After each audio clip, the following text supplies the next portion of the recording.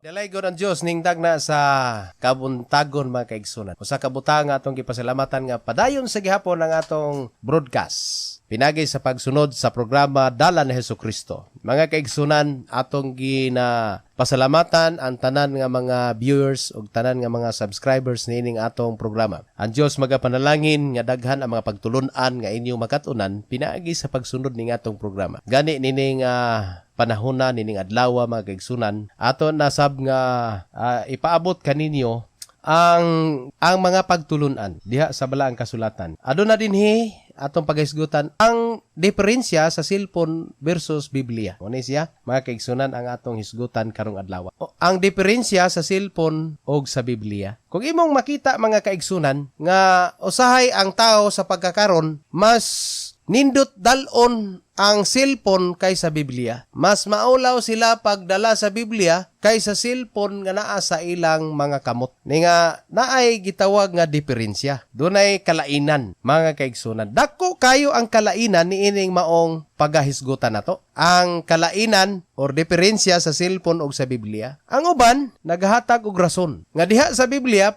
diha sa cellphone, pwede nila nga i-install ang Biblia. Di ba mga kaigsunan sa atong mga kaigsunang pastor, atong mga kaigsunan nga mga Kristohanon o mga katawhan nga diha sa cellphone ay nanay matud pa nila advantage. Dunay dako kayo nga mahimo sa ila puna nga mga rason. Apan atong makita mga kaigsunan, atong tan-awon ang espiritu sa cellphone o tan-awon nato ang espiritu sa Biblia. Kay kanang espiritu sa cellphone mga kaigsunan, nindot kayo siya mga kaigsunan. Gani, karon sa pagkakaron, doon anay mga cellphone nga nilibo. 100,000, nanay cellphone nga tag 30,000, 40,000. Ang Biblia mga kaigsunan, tungod kay wala na namalit, nagkabrato na gid ang Biblia hinoon.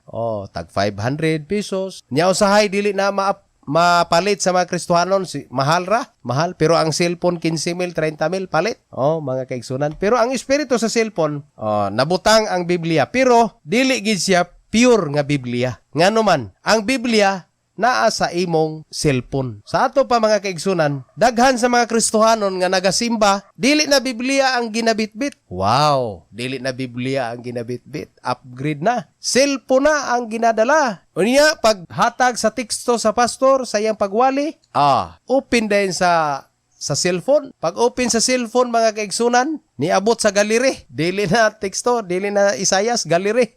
Abot ito mga putos, daghan na ang mga picture hangtod. Agoy, kini open nag-Facebook mga kaigsunan. Kadugayan, nag-search na sa, nangita na. Nangita na og YouTube, kay mag-search siya og mga kanta. Hangtod nga nalangan ang iyang utok, nalangan iyang hunahuna mga kaigsunan. Nawala na siya sa walis, pastor. Nawala na siya sa meditation. Nawala na siya sa concentration, kay nga naman usahay mga kaigsunan. Ang mga butang nga naa sa imong atubangan, muna siya ibabag usahay. So ang akong dasig mga kaigsunan, nga ang pinakanindo't sa Kristohanon nga iyang dalhon sa simbahan dili ang cellphone. Napay mga Kristohanon nga samtang nagsimba nagsigig video hangtod nga wala na siya na katunan sa pagsimba. Wala nga dili man na bawal mga kaigsunan magdahag kag cellphone, pero mas nindot sa balaang kasulatan mga kaigsunan nga inigduol nimo sa Ginoo ang imong concentration, ang imong meditation sa imong pagpamalandong nga naa sa Ginoo. Kung kaya nimo nga nagbitbit kag upo o nagbitbit kag mahalon nga cellphone sa imong sa simbahan, kaya nimo nga makameditate ka sa Ginoo, kung makakonsentrate ka sa Ginoo, okay kayo. Pero kung muna siya hinungdan mga kaigsunan nga dili na ka maka piyong si mong mamata aron mo daig sa Ginoo magpataas sa imong mga kamot panahon sa pagsimba, ato na lang himuon nga ibilin ta ng atong cellphone. Mga kaigsunan, sultihan ta mo ang espiritu sa cellphone mga kaigsunan, makapadaot gyud na siya sa impluwensya labi na sa mga kabataan. Mga kabatanunan. Gani mga kaigsunan, kung imong makita karon halos daghan sa mga kabataunang Kristohanon nga magsigig duwag email. Magsigig duwag email hangtod dili man siya usa ka klase sa duwa nga di nimo pwede biyaan. Unya dayon hangtod nga gusto niya nga dako ang iyang matawag nato ang iyang kampo. Wata kasuito anang mga higala o unsa nang email. Pero ato nakita nga at halos mga kabatanunan na nalulong, na-addict na sa dula sa cellphone kining email. Akong anak mga kaigsunan nga 8 anyos. Usahay, makita nimo ang bata ma-addict na sa cellphone, kinahanglan siya og advice, kinahanglan siya og gitawag nga hatagan og pagtudlo nga kinahanglan dili na siya mao atong padak-on sa atong kinabuhi, no? Email unsa man na siya, largog langit. Mga kaigsunan, daghan pa mga games nga naa sa mga cellphone. Na diha sa cellphone mga kaigsunan, pwede ka mag-video call, maka-Skype ka. Mga kaigsunan, nindot kaayo ang cellphone. Pero ignon ta mo kung ato siyang ibersos, ato siyang ihatag ang diferensya Biblia og cellphone, nga mo ni nahinungdan na hinuon nga ang mga Kristohanon, pag-ingon nga kinsay dunay memory verse, mga kaigsunan, bisag usad walay nakahibalo, pero ang tanang app sa cellphone hibaw-an niya.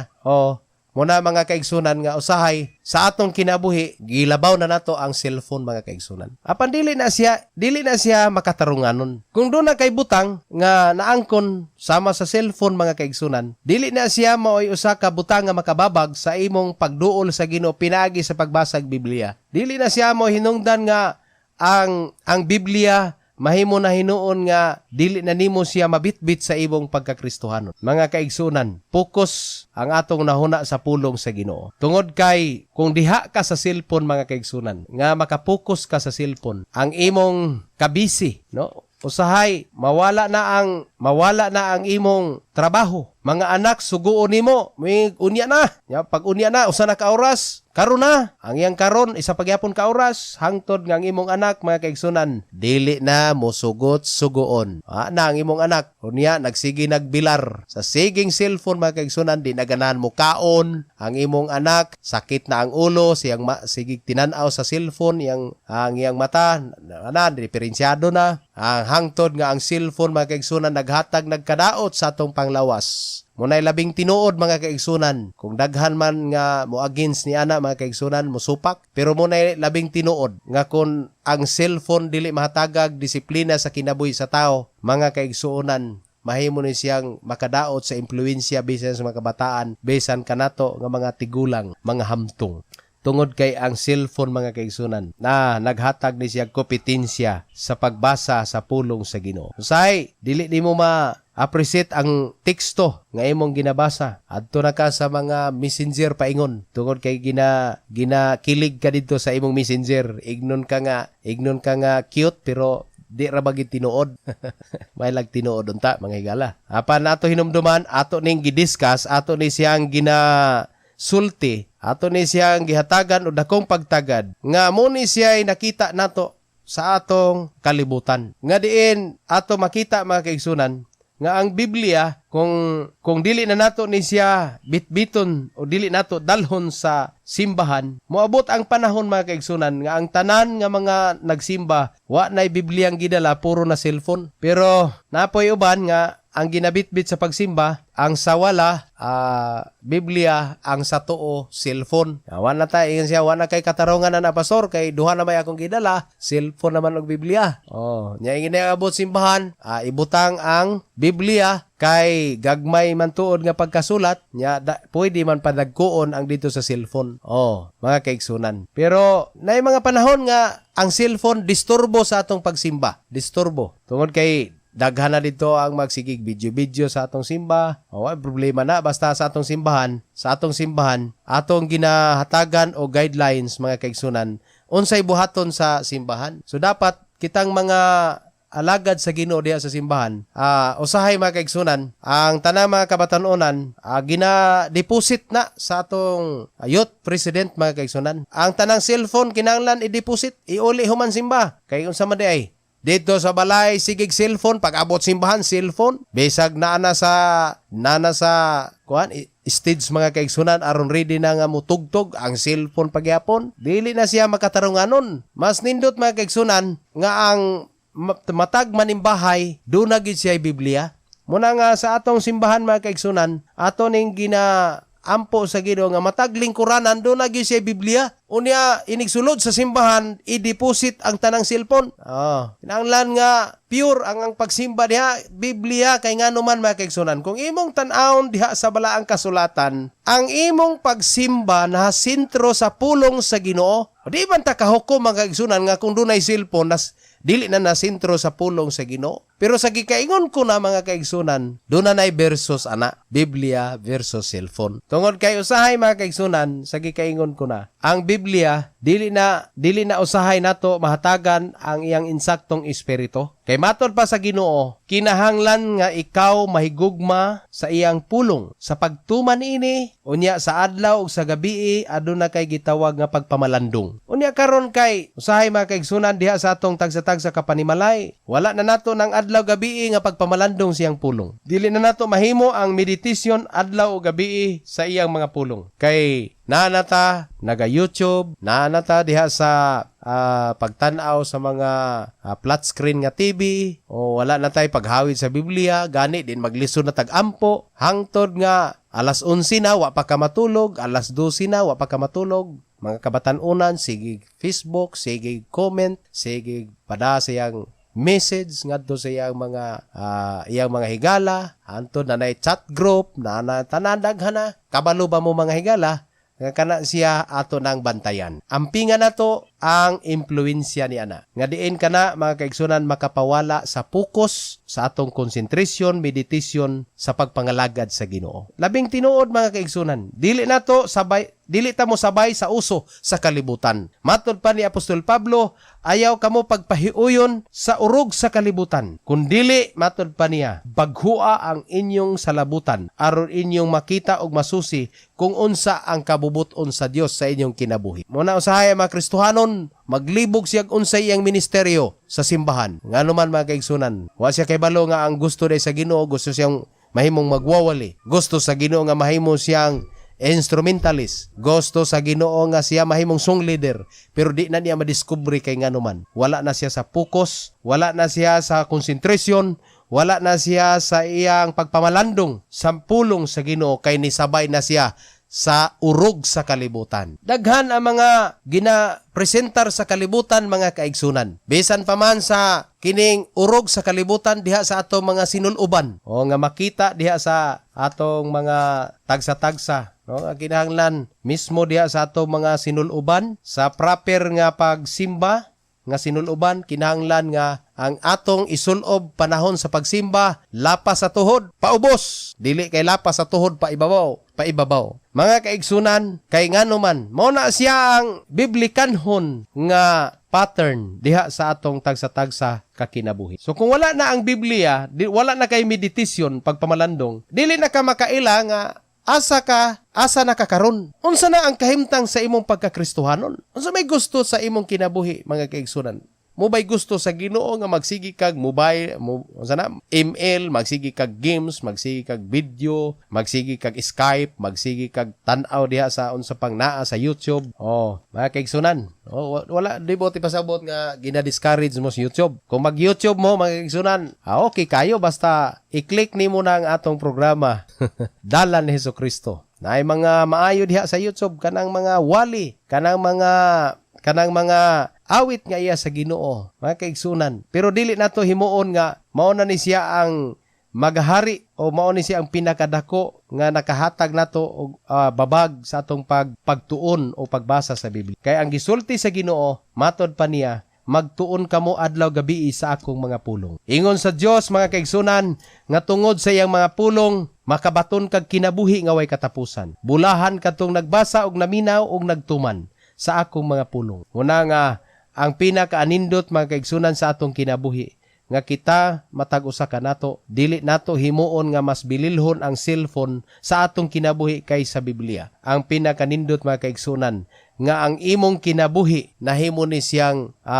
nakasubay kung unsa ang biblikanhon nga mga pamaagi. So kung ang cellphone mo na hinungdan nga mawala ka sa pagbasag Biblia, ignunta ka sayop gina. Kay kung maghawid kag cellphone, mas taas ra ba ang cellphone kaysa pagbasag Biblia? Muna nga mas nindot nga nadaot imong mata sa sigig binasag Biblia. Mas nindot siguro nga dili tungod sa email, daghan na kay bugas ang imong naong. Mas nindot nga gibugas-bugas imong naong nganuman tungod kay nabilar ka sige basag Biblia. Pero gani ang mga Kristohanon, mailhan nimo nga way basa-basag Biblia pag-ingon nato nga sumala sa Salmo ang giukab tuwa na mas Mateo.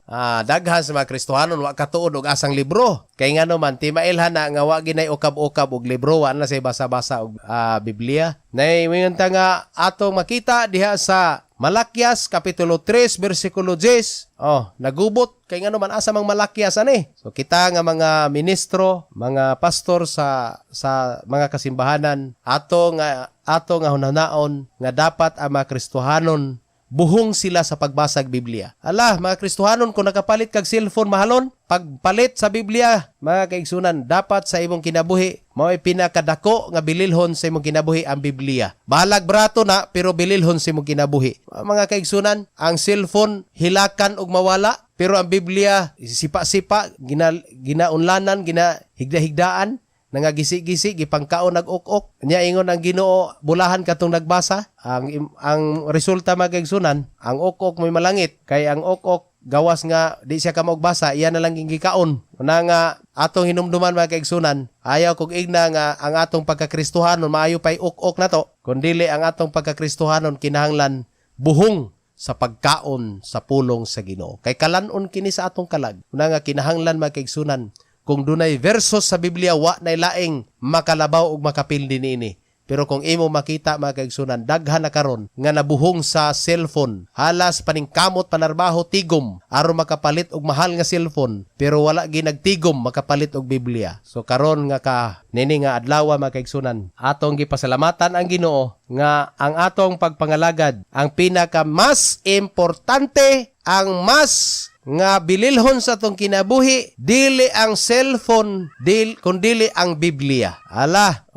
Ang Biblia mo'y pinakanindot mga kaigsunan nga hatagan natong bili sa atong kinabuhi. So dili nato kuhaon ang espiritu sa Biblia. Nya pulihan nato sa espiritu sa cellphone. Mga kaigsunan, kung doon na may disadvantage or advantage, mga kaigsunan, ang pinakadako nga advantage mga kaigsunan, kung ang tao naghatag o pinakabililhong butang siyang kinabuhi ang pulong sa Ginoo. Mga kaigsunan, daghang salamat sa atong diskusyon karon. Kung atong hinumduman, pwede mo comment sa atong programa, pero kining atong programa mga kaigsunan sibo sa plano sa Ginoo. Dalan ni Hesukristo ang atong pagasubayon ug naglaom ko nga doon na mo'y nakabot nga pagtulunan nga sa atong kinabuhi, dili nato pulihan ang Biblia. Siya ang pinakaunang bililhon sa atong kinabuhi, pulong sa Ginoo. Og daghang salamat sa paminaw. God bless kanatong tanan. Kung kamo na panalanginan nining atong mensahe, palihog kog like, apan kung doon na mo'y ikasugyot, comment lang. Ayaw kalimot sa pagsuporta ning atong programa, pinaagi sa pag-share. Og subscribe na! Pinduta ang notification bell para una nimong makita ang atong mga video. Daghang salamat.